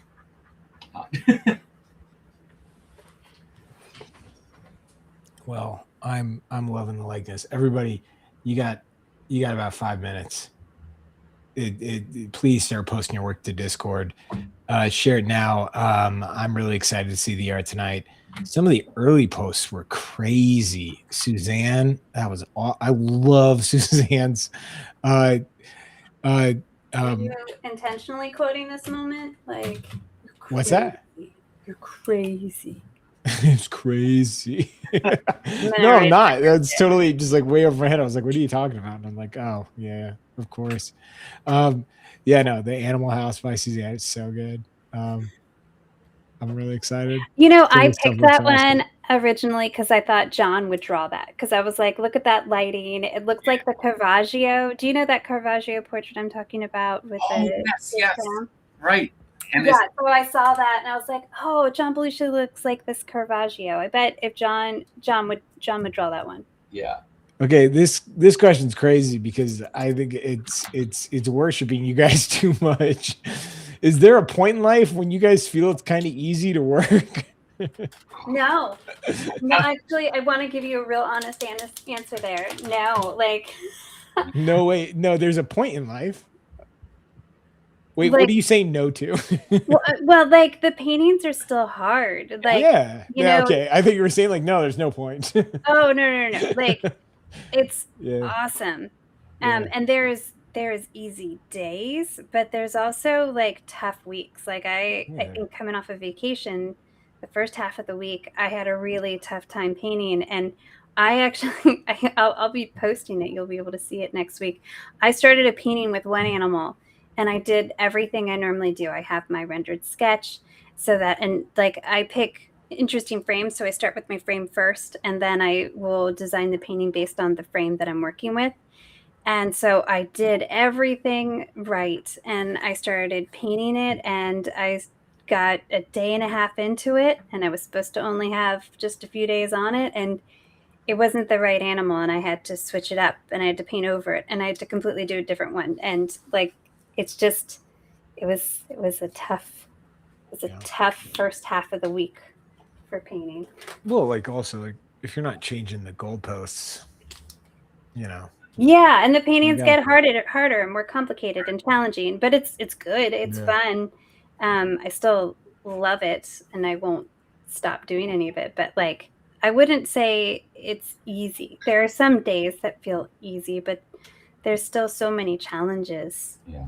Someone asked earlier, Cassandra, do you ever do commissions for pet portraits, or do you pretty much stick to the gallery? Oh, I've done a ton. Yeah.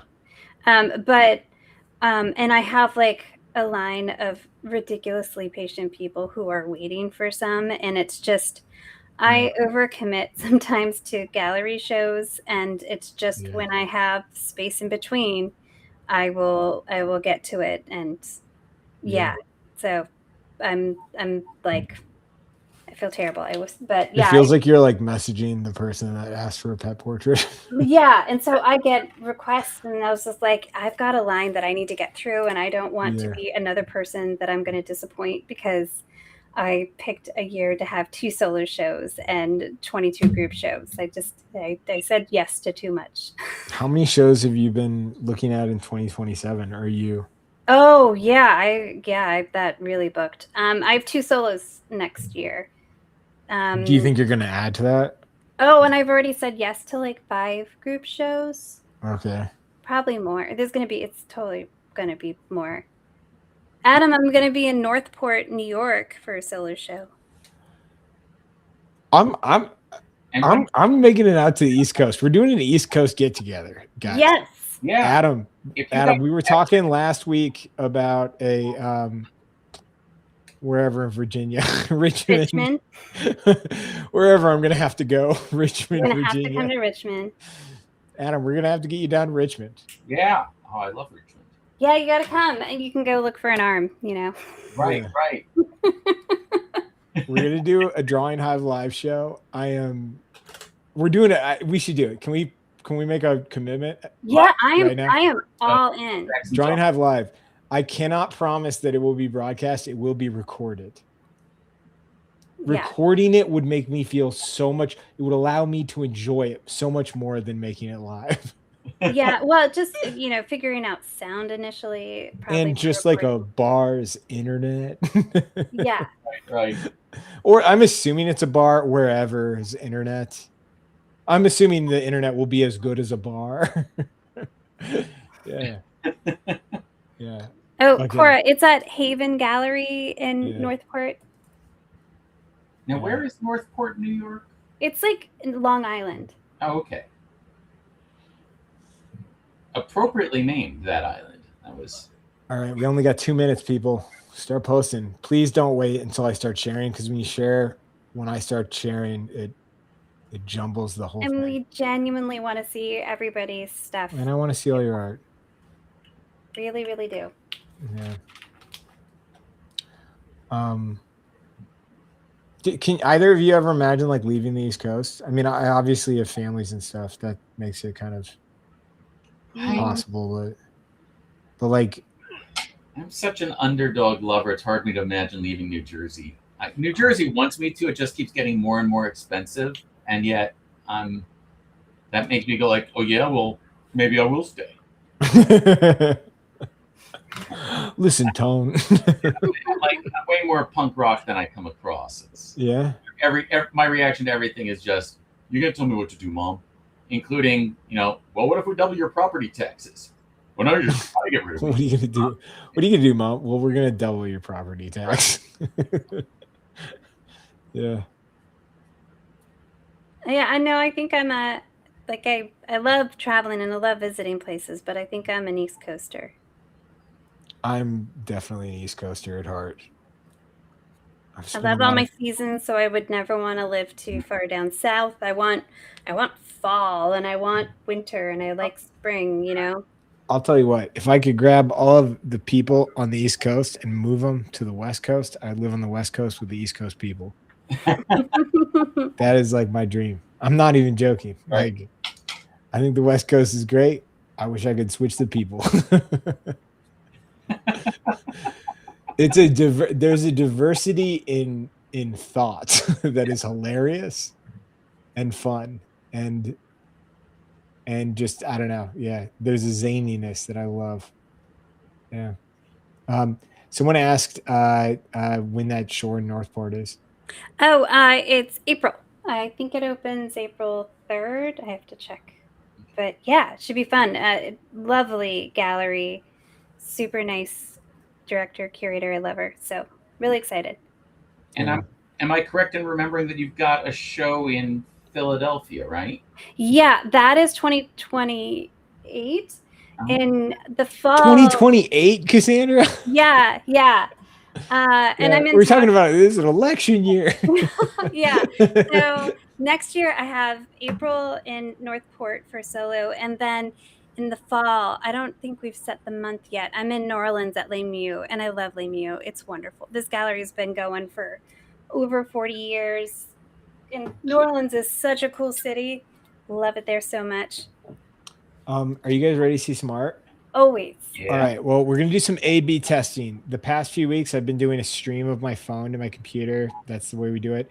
We're going to just do straight out of Discord right now. Let the audience decide.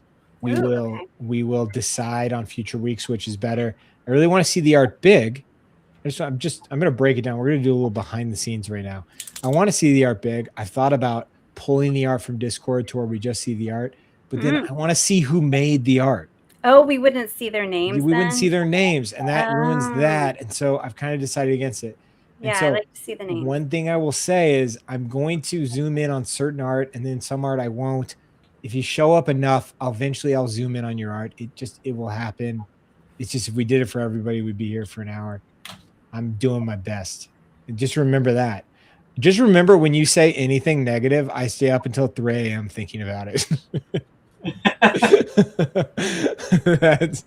Yeah. All right, everybody. But I am going to look at this because Suzanne broke the ice tonight and it was so fun. Oh, that is so good. Oh, that's so good. Well done, Suzanne. Thanks for sharing it early. Love it. Oh, fantastic. Yes. I'm going to try to do this and like it not be too, you guys let me know if it's like nauseating. All right. Nice, Arturo. Oh, that's great. You got the expression perfectly.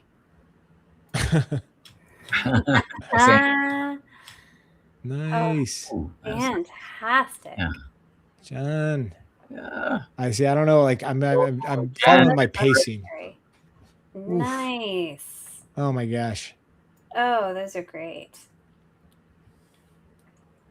Karen, that is so fun. That's awesome, Karen. Yes. First grabby pass. I know there's going to be more of that, so we're looking at it later. Yeah, it's so cool. Jeff, I love it. Oh man, Marcy. Oh, you got his eyebrows perfect. Yeah, isn't that the likeness there is amazing, right? Who it is, Marcy. Fantastic. Yeah. Oh, nice, Con. Oh, that's good. Oh yeah. Isn't that great? Yeah, like he feels like he's got a dart in his neck. That's crazy. Great. Oh, Suzanne, you're on a roll tonight. Oh, that's awesome. Wow, damn. That's really good. Lee. Oh my gosh, the Chester Lee on your John Belushi was awesome. Yeah. Oh, the what? Oh, the nice ticket. Oh, okay, nice. Fantastic. And I love you're like, that's Elf. That's Elf. Virgie, I love Elf. it. Virgie, eventually you get to watch it. Yeah. Oh, really nice. Oh my gosh. This stuff's so great. Oh, that's awesome. Nice. That's great, Anne. Yeah. Oh, come on. Oh, wow. I gotta give this one to Pete. Yeah. You gotta give it to Pete because I don't know that he's ever missed a drawing of it. It's amazing. Oh my gosh, that's beautiful.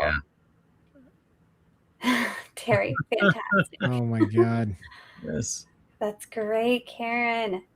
Ooh, that's cool. I love how you handled all of that with the Oh, notebook it's like paper. The Simpsons. Oh, that's so cool.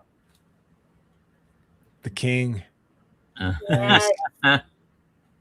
Brilliant. Okay, I gotta look at it because this is awesome. Vap High Oh, wow, George. for the last time. That is so good. Pretty great. You crazy. Yes,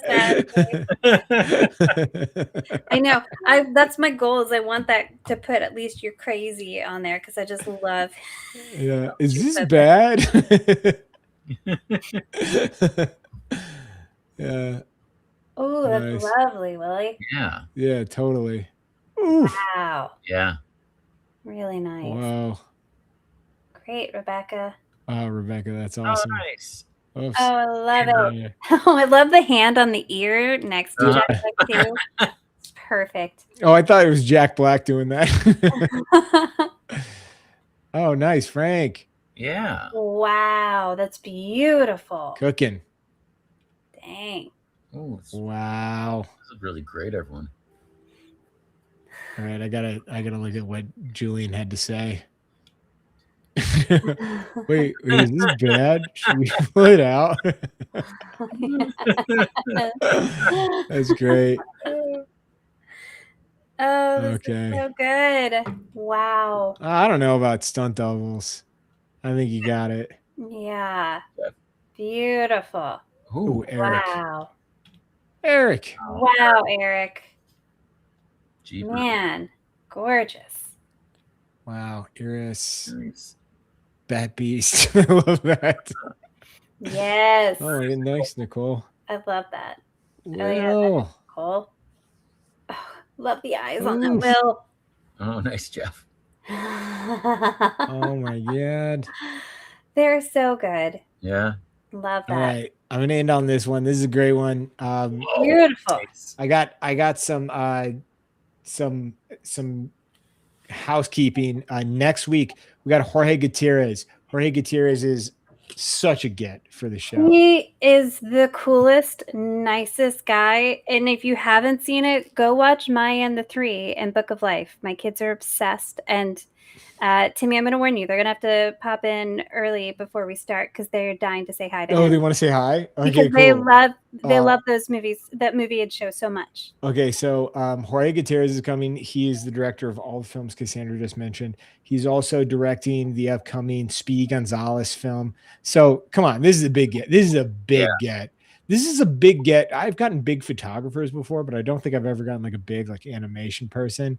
Pretty stoked. He's seriously the coolest and so nice. And his perspective on his arc with his career is beautiful and inspiring. And you're going to love him. You all are going to love him. He's just wonderful. Yeah, I'm really, really excited for that. So please join. I'm going to make the public like link to that soon. So like, I don't know how else to do this without being like cheesy. Like, help us with the algo. Like, subscribe for a notification for it.